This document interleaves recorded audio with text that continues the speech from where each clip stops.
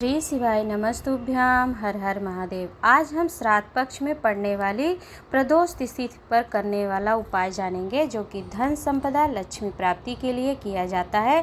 तो दो उपाय आप श्राद्ध पक्ष में पड़ने वाली प्रदोष तिथि के बारे में आप जानेंगे। इस बार ऐसा सुंदर सहयोग प्राप्त हो रहा है कि सोम प्रदोष का योग बना है श्राद्ध पक्ष में, तो यह अपने आप में ही बहुत विशेष और फलदायी होती है और बहुत महत्वपूर्ण होती है। तो यदि श्राद्ध पक्ष की सोम प्रदोष पर आप इस उपाय को करते हैं तो निश्चित ही आपको धन संपदा और लक्ष्मी की प्राप्ति होती ही है। तो जानेंगे हम दो उपायों को, तो वीडियो को अंत तक जरूर सुनिएगा, देखिएगा, जिससे यह आपसे महत्वपूर्ण और उपयोगी वीडियो ना छूटे।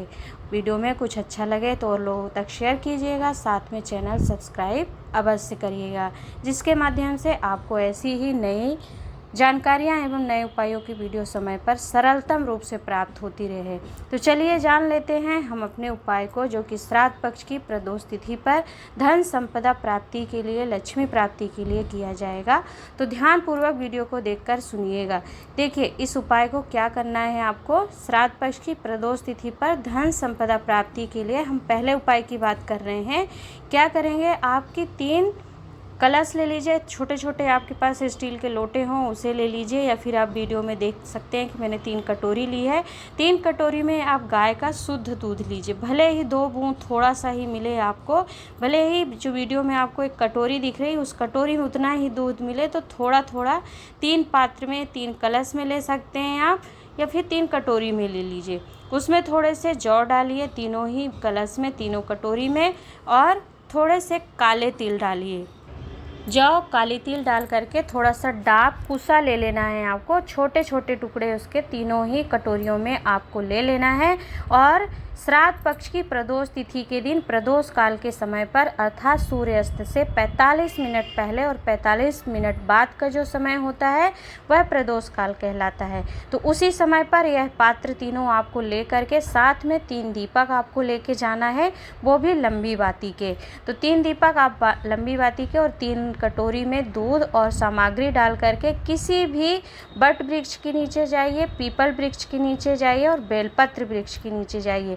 तीनों वृक्षों के नीचे, मान लीजिए कि आप सबसे पहले बट वृक्ष के नीचे गए, तो वहाँ पर एक लंबी बाती का घी का दीपक प्रज्वलित करेंगे दक्षिण दिशा की ओर बाती का मुख करते हुए, और जो कटोरी में आपने सामग्री मिला करके पात्र लिया है उसे आप समर्पित कर दीजिए। पितृदोष निवारण की या फिर धन संपदा लक्ष्मी प्राप्ति की आप कामना करेंगे। इसी क्रम में आपको दूसरे वृक्ष के नीचे, पीपल वृक्ष के नीचे करना है। बत्ती का दीपक जलाइए आपको।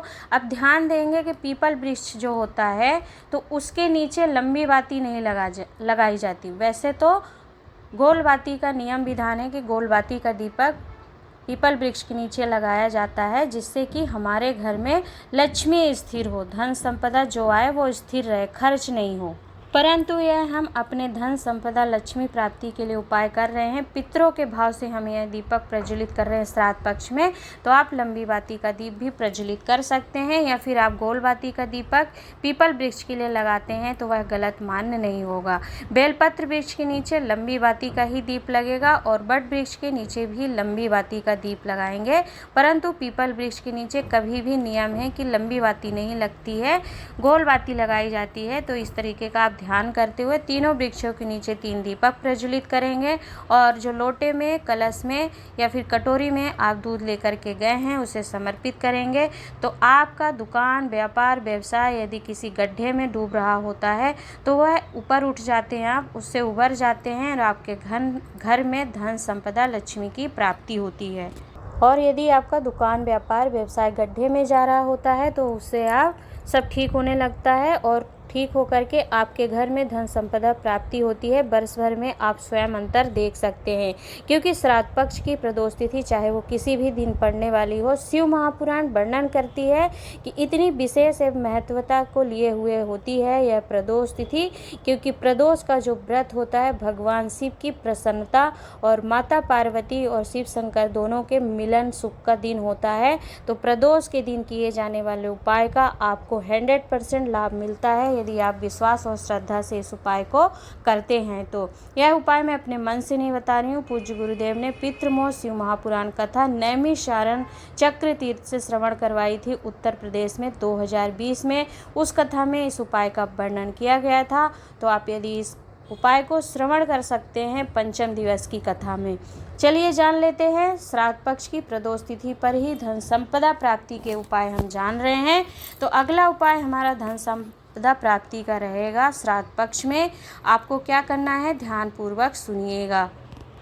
इस दूसरे नंबर के उपाय में आपको क्या करना है कि 4 बाती लगा करके आपको 3 दीपक बनाने हैं। अब देखिए, आप चाहें तो मिट्टी का भी दीपक ले सकते हैं या फिर आप आटे के दीपक बना लीजिए। आटे का दीपक बनाते हुए ध्यान दीजिएगा, पूज्य गुरुदेव वर्णन कर चुके। बहुत से लोग बहुत गलतियां करते हैं कि उसमें चोंच बना देते हैं या डिजाइन का आकार देते हैं।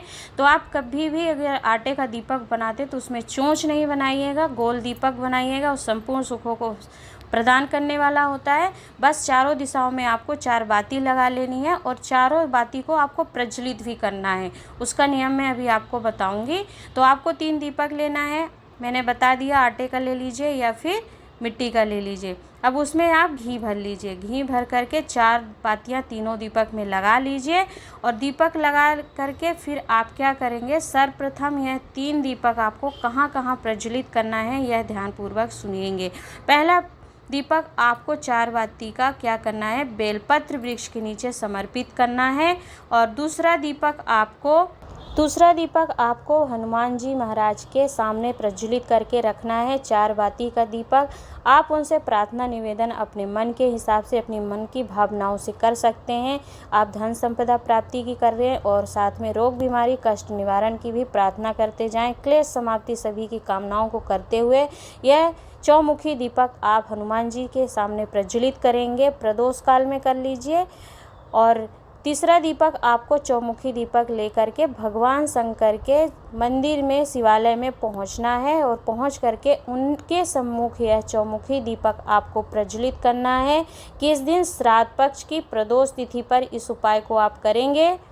तो 4 बाती के यह 3 दीपक 3 स्थान पर, पहला बेलपत्र, दूसरा हनुमान जी के सामने, तीसरा भगवान शंकर के शिवालय में जो प्रज्वलित कर देता है श्राद्ध पक्ष की प्रदोष तिथि पर, तो उसके घर में फिर कभी भी धन संपदा लक्ष्मी की कमी नहीं आती है। क्योंकि आपको पहले ही बताया जा चुका है कि श्राद्ध पक्ष की प्रदोष तिथि का बहुत महत्व होता है, अन्य माह में तो होता ही है। तो आप समझ सकते हैं कि यह तिथि जो है हमें पितरों का आशीर्वाद प्राप्त करने का और भगवान शंकर का भी आशीर्वाद प्राप्त करने का दिन है। तो इसमें आप इस उपाय को अवश्य करिएगा। इस उपाय का वर्णन श्राद्ध पक्ष में चौमुखी दीपक 3 स्थान पर प्रज्वलित करने का उपाय जो है पूज्य गुरुदेव ने अपनी श्री कृष्ण शिव चरित्र शिव महापुराण कथा श्रवण करवाई थी, उसमें सेकेंड डे की शिव महापुराण कथा में इस उपाय का वर्णन किया था। तो वही उपाय आपके समक्ष सरल विधि से बताने का प्रयास किया गया है। उपायों को लेकर किसी भी प्रकार का मन में आपके संशय हो तो पूछिएगा, हम उसे बताने का प्रयास करेंगे। वीडियो आपके लिए उपयोगी लगी है या फिर लगता है कि आपको किसी और को भी बताना चाहिए उपाय, तो शेयर कर दीजिएगा, क्योंकि सेवा का फल भी आपको श्रेष्ठ और उत्तम प्राप्त होगा। साथ में चैनल सब्सक्राइब अवश्य कीजिएगा। मिलते हैं एक नए उपाय, नई जानकारी के साथ। तब तक के लिए हर हर महादेव, नमः शिवाय।